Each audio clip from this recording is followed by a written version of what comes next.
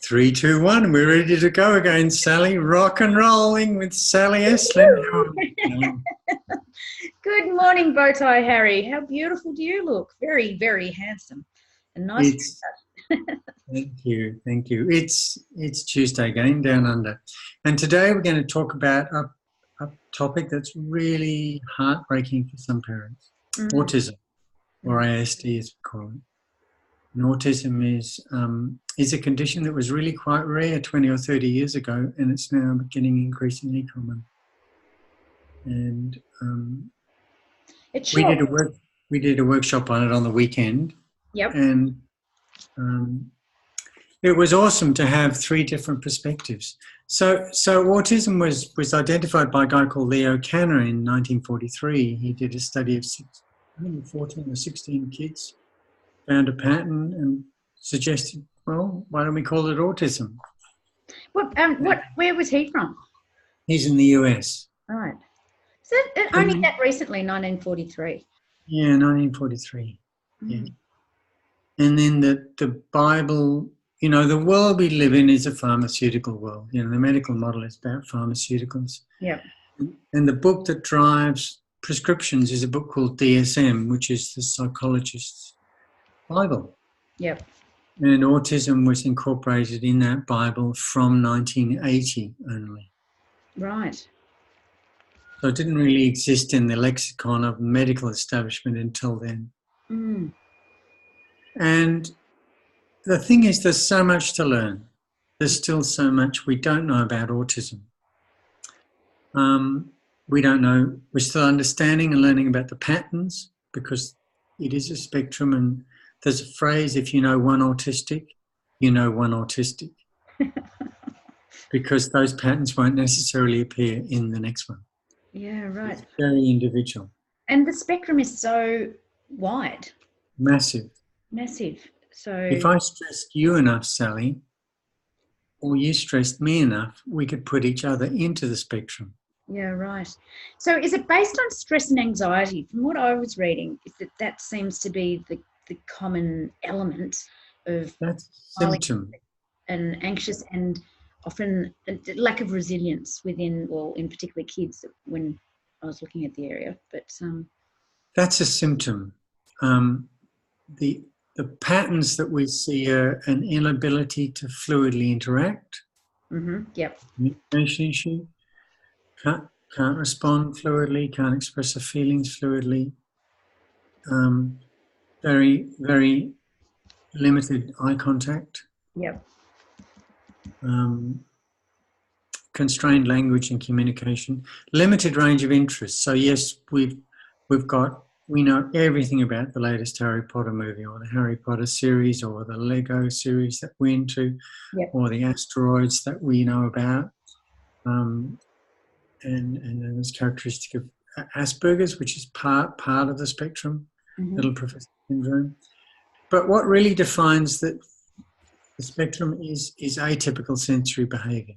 Yep. So in other words, we over-respond to what could be normally considered a sound or a light level or something that touches us. You know, a label on a shirt would be painful for some. We may under-respond, so, you know, we don't respond to speech. We don't respond to pain. We don't respond to the balance system. Yeah, absolutely. Particularly that sound. I know the sound, it can be too overwhelming, too noisy. I've seen a number of kids that just have to withdraw. They can't stand groups. It's just much too noisy. You know, it's that just too much going on around them. And too busy. Yeah. Too busy. Yeah. Right. That's my phone. I'll just shut that down. And then as a result of that, we get categories of seekers, sensory seekers. So these are kids or adults that need extra sensory stimulation to feel normal. So they might like very deep hugs. Right. Light touch. So they will benefit from very tight clothing, weighted blankets, weighted clothing to feel normal. Yeah. And then there are avoiders. So, for instance, these are kids that won't like say the meltdown if they have crunchy food. Yep. They melt down if you put them on a swing, or they feel they're up high somewhere. Now it's interesting. So the normal range is here, Yep. in terms of what we sense through our senses. And they're outside that range, either above or below in one or two or multiple senses. Right. And I assume because, we all focus on kids, but there must be so many adults existing with this and possibly not aware of it as well. Yeah, universities are full of them. IT companies are full of them. Yeah. If you look, that's... because, as you said, it's only recently it was included in 1980, and that sort of thing in their Bible. So, there's people that born prior to that as kids would have gone possibly undetected, just difficult kids, or they're just, naughty, or they're difficult, or they're challenging, or whatever, but, they grow up in the normal stream. Yeah. Yeah, and we're still, as I said, we're still learning lots about it. If I look at the latest data, and some of these are very large studies published in the last couple of years, another feature of those in the spectrum is chronic brain inflammation. Oh, good one, because I was checking out diet to do with that. Yeah, chronic. And that depresses dopamine. Right, yeah. That affects mood and attention primarily. So we also get skewed levels of serotonin. And the odd levels of serotonin and dopamine support increased anxiety, increased meltdowns, increased aggression. Yeah, right. 57% have auditory processing disorder. What that means is they have real difficulty interpreting what they hear. Yeah. And 80% process their senses slowly.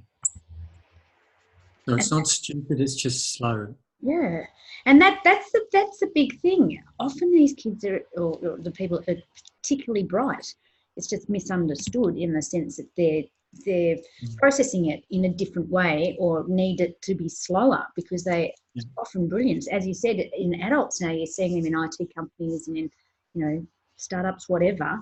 But they just process and digest and assimilate things, I suppose, just in a different manner. And you'll see them in the car park at school at pick-up time this afternoon. So oh, look, it's the get out of school to get school, the meltdowns there, Also, organisation skills and time pressures I've noticed too, trying to get things done in a timely fashion, because they're processing in a different way, and it's... Correct, particularly if it's outside their area of special interest.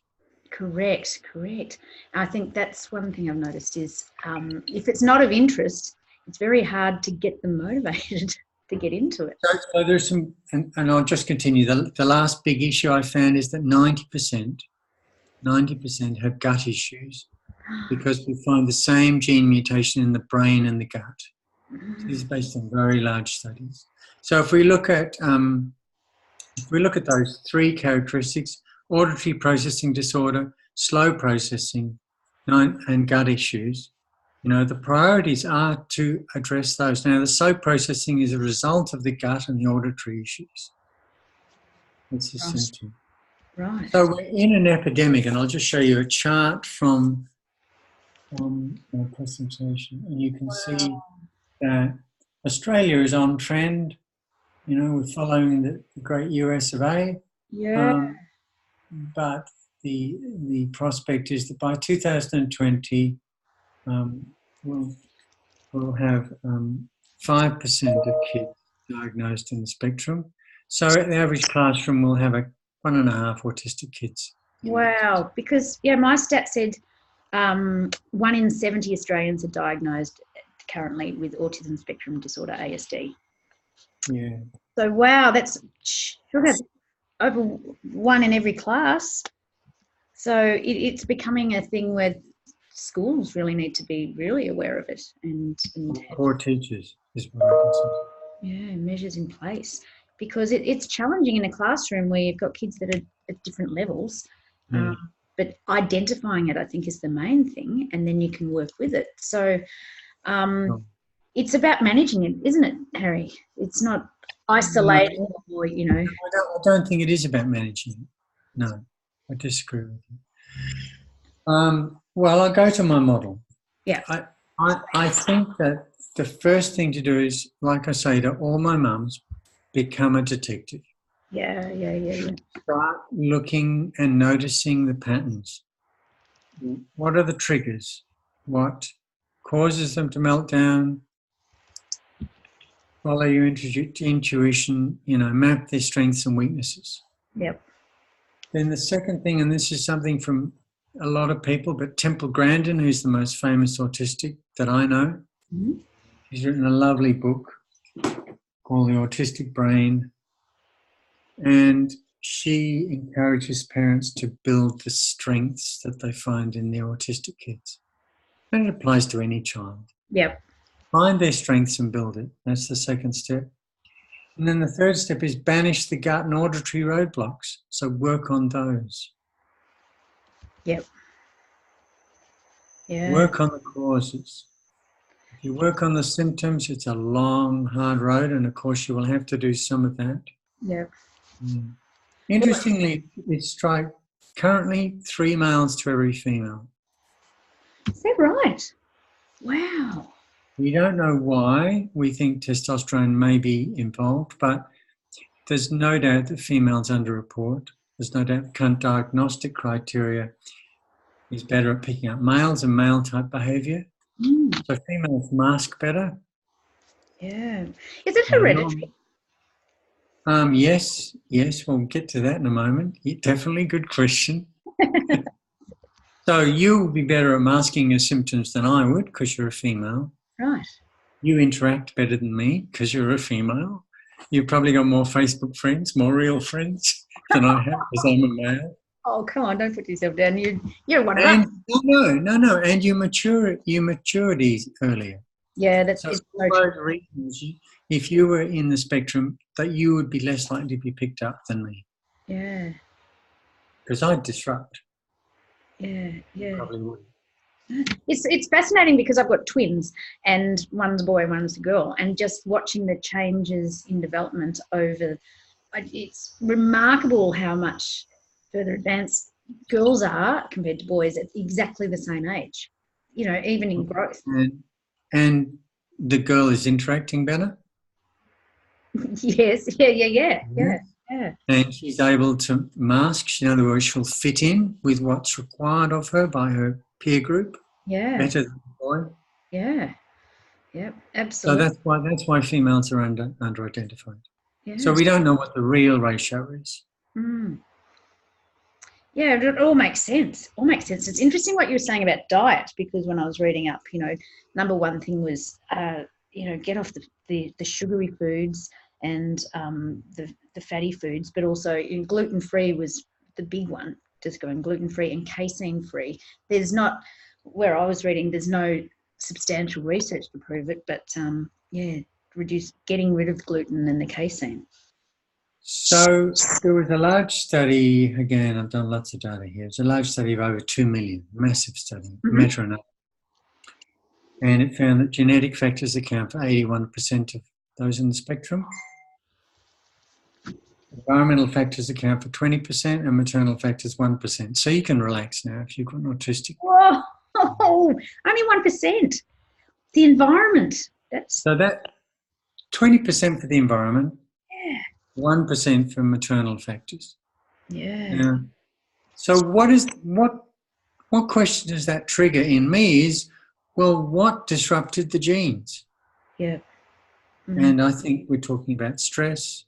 I think we're talking about nutrition. Yep. And we're talking about environment, pollution, pesticides, drugs, and so on. And I'll just give you a couple of examples from the literature about causes that have been found. So these are interesting and unusual, but there's dozens of them. These are just two I'm going to give you. One is age of father at conception. Really? Second one is obesity in the mum. Right. So there are lots of factors that disrupt your genes, and what everybody listening should ask themselves is, what are my gene disruptors and how can I reduce them for my children? That's fascinating, Harry. Fascinating. It is. It is. And not so much on the mother, but the age of the father. That they're just two examples. Yeah. No, you know, just to be of interest in. No, Now, the autism. yeah, only because, you know, with a lot of both partners working, the age of having children is a lot later, and that was hence the higher incidence of twins, for example, with women waiting till sort of 36 plus, where it's a much higher probability of having twins. Hey? And then, but then the same thing, there's a lot of fathers that are remarrying and then having kids again, and that's just making it fascinating. And the sperm's not so in such good shape when you get older. Yeah. Quality goes down, down, down. Those little swimmers. Oh my gosh. I think one of your points that you made out is really identifying the strengths within the individuals and working with those strengths. I think that's a really good point, because everybody has strengths, and, you know, and everyone has weaknesses, and perhaps there's, you know, finding those unique strengths is really good. Really good. It's just made me there's a lot of neuroimaging results out there. We can map the brain. We can find out what parts of the brain are lit up with doing particular things. Yeah. We find that for those in the spectrum, they have a smaller cerebellum. Oh, is that right?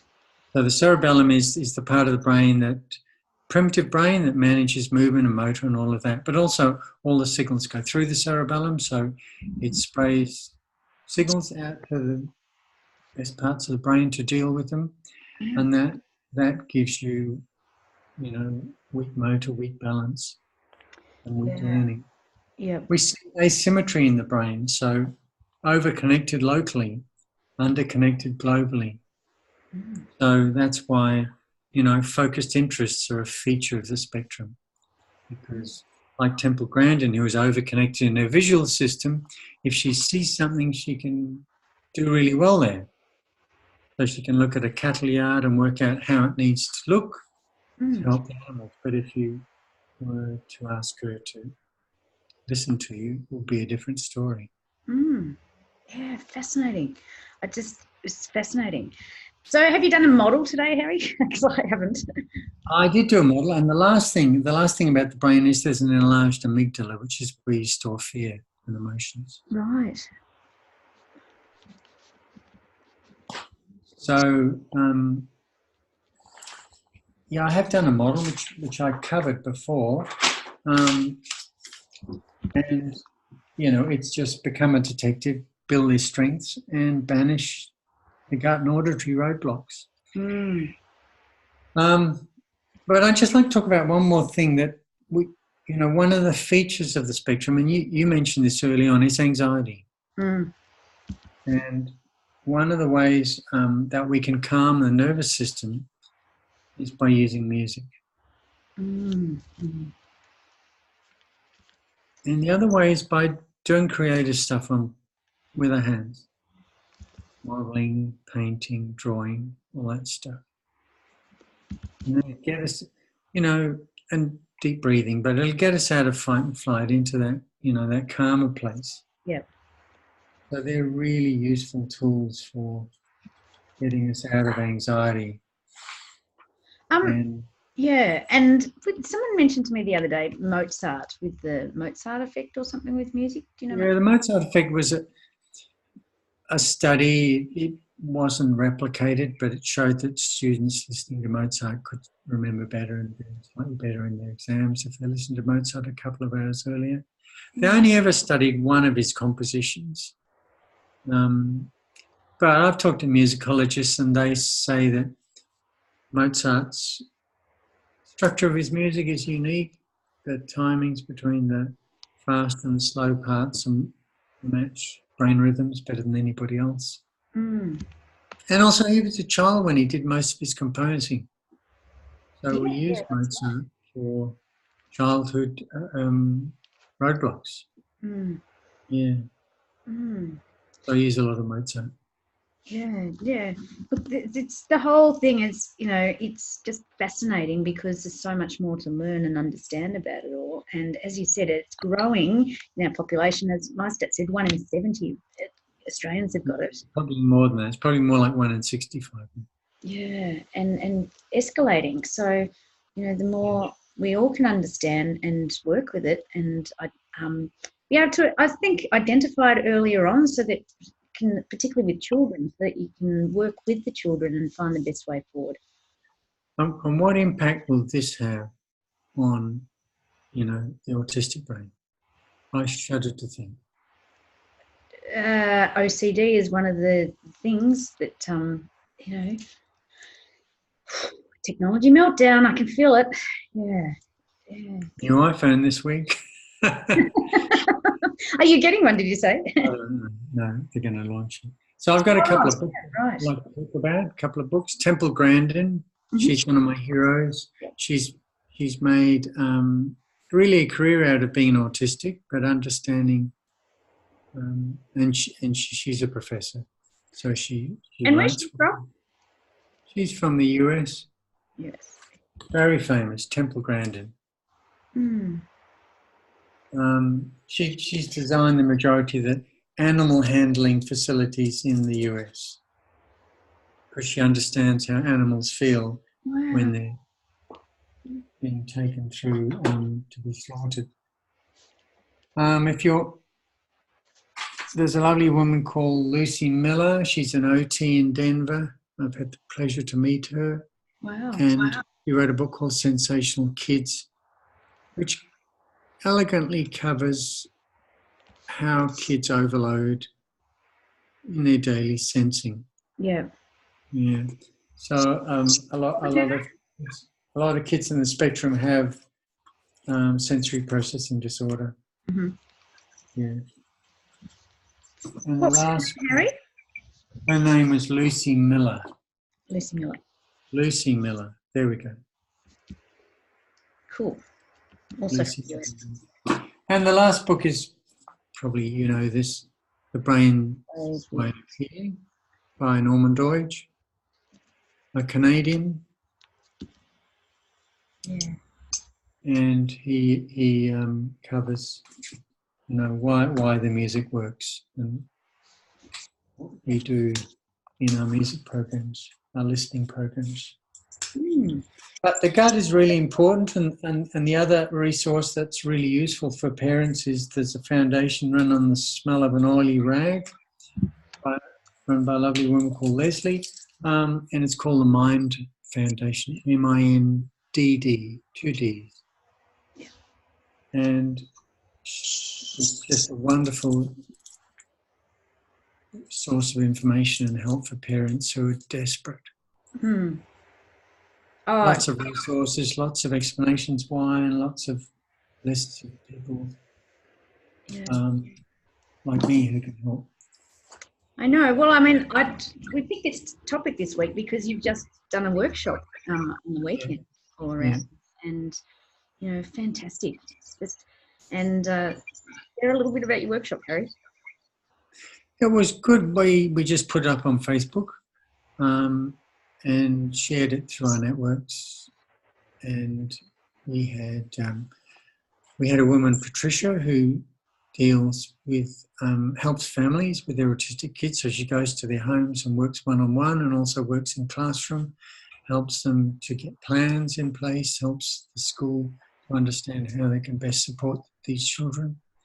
And then I work with Sunny, who's a Qigong practitioner, and he does wonderful work helping to remove obstacles in the nervous system. And of course, that's a big thing when we're talking about sensory overload and sensory flows. And interestingly, he said that from the traditional Chinese medicine perspective, autism is not a permanent condition. Right. It's a state that can be resolved.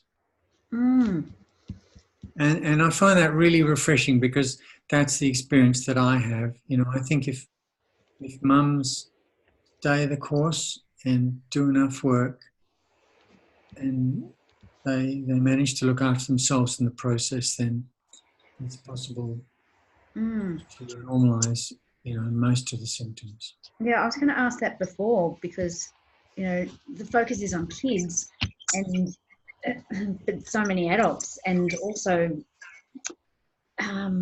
understanding yourself as the child, being able to work with yourself as well as looking after the gut and doing all the other things around it, but makes it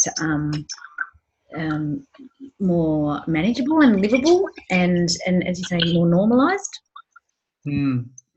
Interesting. So we had, we sold out, our seats, which was awesome, and we went way over time. Yeah. Well, clearly there's people are looking for some support and help and guidance. Absolutely. Yeah. It would be extremely challenging. So, and the love for your child, just wanting to help them, is just immense. And at the same time, looking after the carer as well, because that's difficult.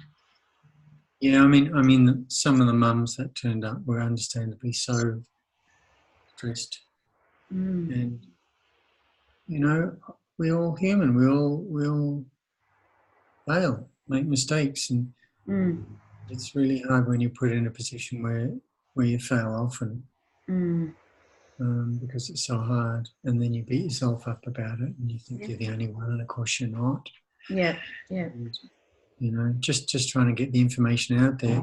And I mean, I think the pity is that there's this perception that it's a permanent condition because pharmaceuticals can't fix it. I think that's a pity. Yep, absolutely. And as you say, getting to the bottom cause of it all and working on the things that you can work on, particularly the gut with those there, massive linkage there with the brain inflammation. Huge. And I think the important thing about the gut is, it's really better if you don't do it at home. You really do need to go to an expert in the area. Yep. You can go to a good naturopath, or you can go to an integrative GP practice. Yep. Or you can go to an integrative specialist. And in Sydney and Melbourne, there are lots of those. Yep. On the South Coast, there are lots, and some in Canberra, because everybody's bio-individual, and maybe your trigger will not be my trigger. Correct. Yeah, we've all got different bacteria in different amounts and different parts, and there's so many in our body, and they just feel everything, and that the whole inflammation of the brain is huge, and so many people are just starting to understand that. We've been working on this for a while, and the flow-on effects over time, in particular, even just older people with dementia and Parkinson's and Alzheimer's and MS and all that sort of stuff, all inflammation in the gut. So, definitely. Whole other topics. Absolutely. Yeah. Well, good to meet you today, Sally. Yeah, I find this a really important and important topic, and clearly I only scratching the surface, and I wanted to talk about it because you've just done your workshop on it and had a bit more knowledge and depth into it. But it's definitely something that needs a heap more awareness and research into, really. Yeah, awesome. Well, look forward to seeing you next week, Sal. Okay, beautiful. See you later. Bye. Bye.